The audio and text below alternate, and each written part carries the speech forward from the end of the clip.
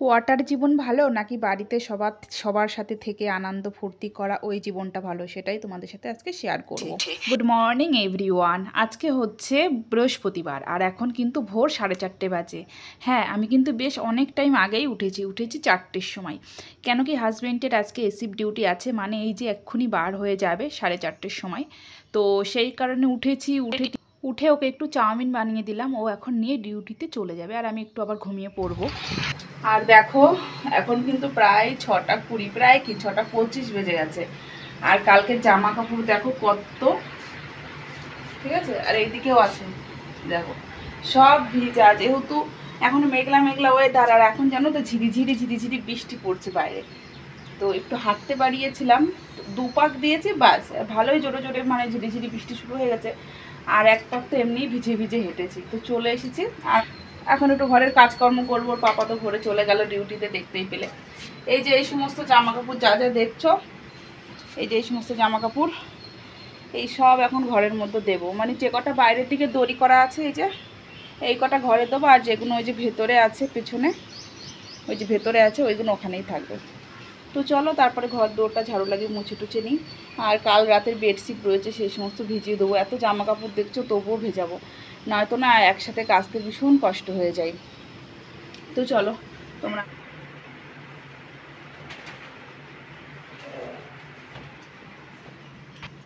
আসলে কোয়ার্টার জীবন কেমন কাটে জানো তো, সত্যি কথা বলতে।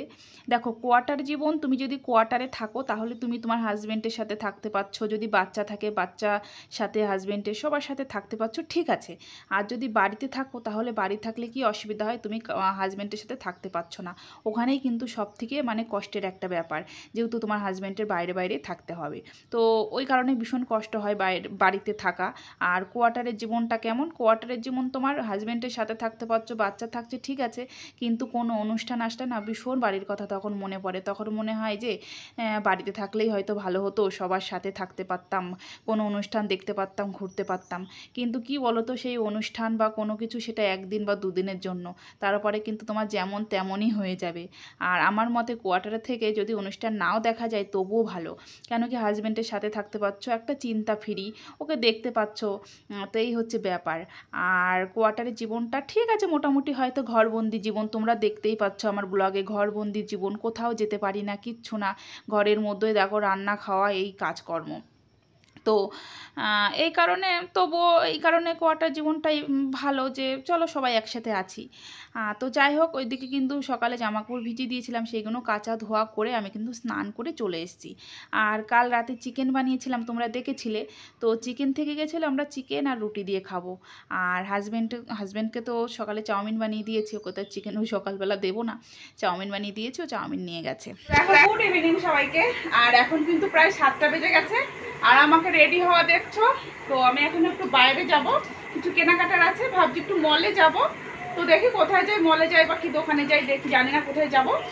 তো তোমরা কন্টিনিউ ব্লগটা দেখতে থাকো, নিশ্চয়ই ভালো লাগবে।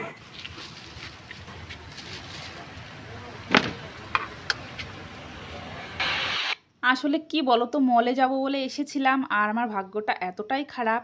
এমনিতে তো হাজব্যান্ডের এখন টাইম হচ্ছে না 12 ঘন্টা ডিউটির জন্য, আজকে একটু টাইম হলো, বললো চলো মলে নিয়ে যাব। তো আমিও বললাম চলো তাহলে যাই। তো বড় ছেলেকে নিয়ে এসেছি, ছোটো ছেলে ঘরে টিভি দেখছে। তো একটুও খেয়াল নেই যে আজকে বৃহস্পতিবার, এখানে বৃহস্পতিবারে যেই মলটা আমাদের কাছাকাছি আছে বন্ধ। তো আর হলো না, ফিরে যাচ্ছি। আর ফিরে যাওয়ার পথে একটা ছোটোখাটো রেস্টুরেন্ট ছিল, সেখান থেকে কিছু খাবার দাবার নিয়ে ফিরছি।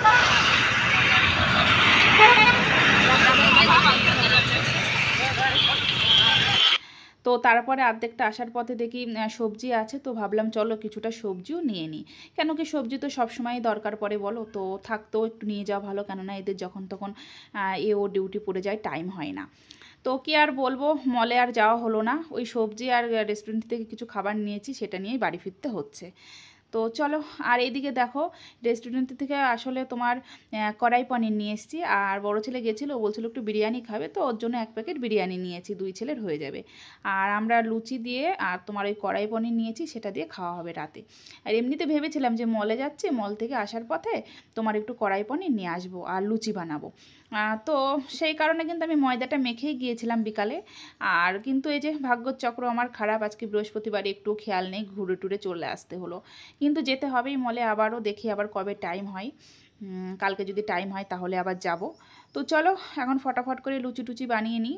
আর আমাদের ঘরে কি আর বলবো, লুচি খেতে এত ভালোবাসে। আর লুচিগুলো দেখো কত ফুলকো ফুলকো, আমি দেখে এত হাসি পাচ্ছে আমার, মানে খুশিতে হাসি পাচ্ছে যে এত সুন্দর ফুলছে। আর কি আর বলবো, যেটা বলছিলাম মানে এত প্রিয় লুচি ভক্ত সবাই, আমার হাজব্যান্ড, 2 ছেলে। আমার ঘরে কিন্তু প্রায় দিনে লুচি হয়ে থাকে, হয়তো সব দিন আমি দেখাই না। আর এদিকে তেল ফুরিয়ে যায়, 5 লিটার 6 লিটার করে মাসে যদি তেল চলে যায় বলো, এই লুচিতে তেল লাগে না। আর তারপরে সমস্ত সবজি যদি পেঁয়াজ রসুন দিয়ে খাওয়া হয়, ওতেও কিন্তু প্রচুর পরিমাণে তেল টানে। তো যাই হোক, দেখো লুচি বেশ অনেক কটাই ভেজে ফেলেছি, হয়তো থেকেও যাবে। আর এইদিকে যে খাবার নিয়ে এসেছিলাম সেগুলো এখন ঢেলে দেবো। কেন কি আমি এর ভেতরেই রেখে দিয়েছিলাম, এই পলিথিনগুলোই না ভালো, বেশ তোমার গরম থাকে। পলিথিন না, এটা বেশ কী নাম বলে আমার এখন খেয়াল আসছে না। তো যাই হোক, দেখো 1 প্যাকেট নিয়েছিলাম বিরিয়ানি, 1 প্যাকেটের মধ্যে বেশ 4খানা বড় বড় চিকেন পিস থাকে আর একটা ডিম থাকে, 2 ছেলের হয়ে যাবে ভালোভাবে। আর এই যে ছোট ছেলেকে দিয়ে দেবো এখন। আর বড় ছেলের আজকেও ক্লাস চলছে 8টা থেকে, ঠিক আছে? আমরা কিন্তু 7:45-র মধ্যে চলে এসেছিলাম। মোবাইলটা বার করেছি, দেখি মেসেজ দিয়েছে না আজকেও ক্লাস হবে। তো ক্লাস এখন প্রায় শেষ, এখন আর 9টা বেজে গেছে, আর 1-2 মিনিটের মধ্যে শেষ হয়ে যাবে। তো সবাইকে খেতে দিয়ে দিচ্ছি। এই দেখো সেই কড়াই পনিরটা, এটা কিন্তু দেখতে যেমন, খেতে কিন্তু তার থেকেও টেস্টি। আগে যখন প্রথম কোয়ার্টারে এসেছিলাম, তো প্রায় দিনেই আনা হতো, এখন আর যাওয়াই হচ্ছিল না। আজকে ওই গেলাম বলেই, মানে মলের চক্রে গিয়েছিলাম, ওটা আর হলো না, এটা আনলাম। তো চলো খাওয়া দাওয়া করে নিই সবাই। আর এই যে বড় ছেলে আসবে, তারপরে আমিও বসে পড়বো। তো চলো, কি আর বলবো, আজকের ব্লগটা এখানেই শেষ করছি। আর কোয়ার্টার জীবন আসলে হাজব্যান্ডের সাথে জীবন খুবই ভালো কাটে, আনন্দ কাটে। তো তোমরা যারা যারা কোয়ার্টারে আছো নিশ্চয়ই জানো। তো আজকের ব্লগটা এখানেই শেষ করছি, সবাইকে গুড নাইট, টাটা।